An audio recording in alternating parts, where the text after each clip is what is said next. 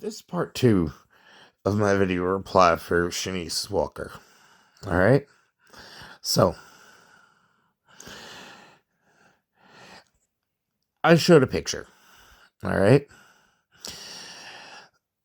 Of ultimately what people couldn't even wrap their brain around. Like, holy shit, am I seeing a spirit? Yeah. Holy shit. It has to be objectively evil. So, looks evil, therefore is evil. Well, you want to preach not to judge a book by its cover. Do you understand what that do as I say, not as I do? Why nobody takes you seriously?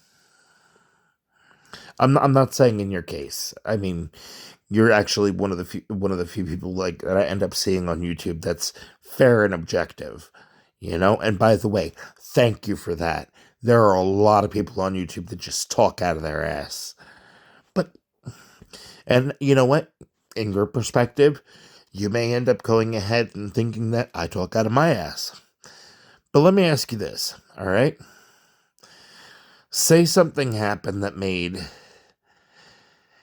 the decision-making process of where your soul ended up going, all right? Be a more timely matter, all right?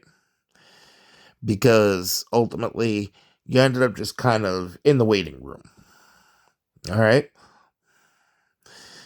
And there's somebody that is capable of being able to sense you, that's able to hear you, that is able to feel your presence, and that ultimately it's their job to go ahead and be capable of doing those.